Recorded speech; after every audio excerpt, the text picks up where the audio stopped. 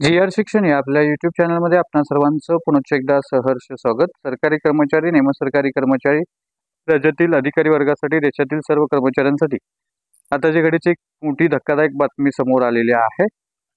नवीन वेतन आयोगासंदर्भात अतिशय महत्त्वपूर्ण अशी धक्कादायक बातमी समोर आलेली आहे। कोणती ती बातमी आहे आणि या बातमीचा फायदा किंवा तोटा सरकारी कर्मचारी, निमसरकारी कर्मचारी, राज्यातील अधिकारी वर्ग, देशातील अधिकारी वर्गासाठी कसा होणार आहे या संदर्भातील सविस्तर माहिती देणारा हा व्हिडिओ पाहण्यापूर्वी नेहमी तुम्हाला आपल्या सर्वांना एकच विनंती, व्हिडिओ शेवटपर्यंत पाहावा आणि आपण जर आमच्या चॅनलवर नवीन असाल तर चॅनलला जरूर सबस्क्राइब करा। समोरील बेल आयकॉनला सुद्धा क्लिक करा, जेणेकरून महत्त्वपूर्ण शासन निर्णय, कर्मचारी पेन्शनधारकांच्या हिताच्या महत्त्वपूर्ण अपडेट्स आपल्याला आपल्या यूट्यूब चॅनलवरती सर्वात अगोदर पाहावयास मिळेल।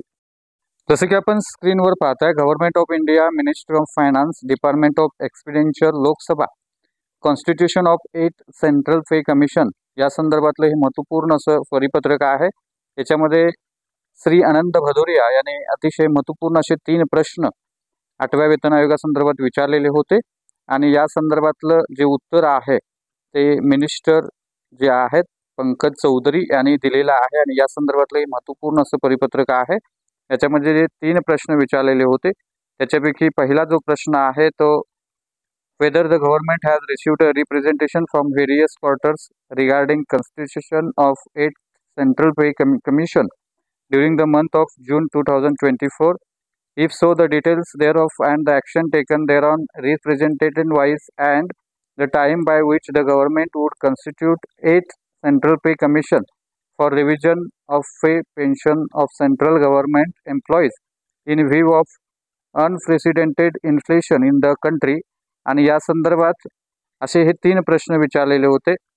जून 2024 या महिन्यामध्ये 8व्या वेतन आयोगाच्या स्थापनेबाबत सरकारला विविध क्षेत्राकडून निवेदन प्राप्त झालेले आहे का आणि असल्यास त्याचा तपशील आणि त्यानुसार कार्यवाही केलेली जी आहे त्या संदर्भातला हा प्रश्न होता। आणि तिसरा प्रश्न जो देशातील अभूतपूर्व महागाई लक्षात घेता केंद्र सरकार कर्मचाऱ्यांच्या वेतन पेन्शनच्या सुधारणेसाठी सरकार 8वा वेतन केंद्रीय वेतन आयोग कोणत्या वेळेपर्यंत स्थापन करेल, असे हे प्रश्न 3 विचारण्यात आलेले होते।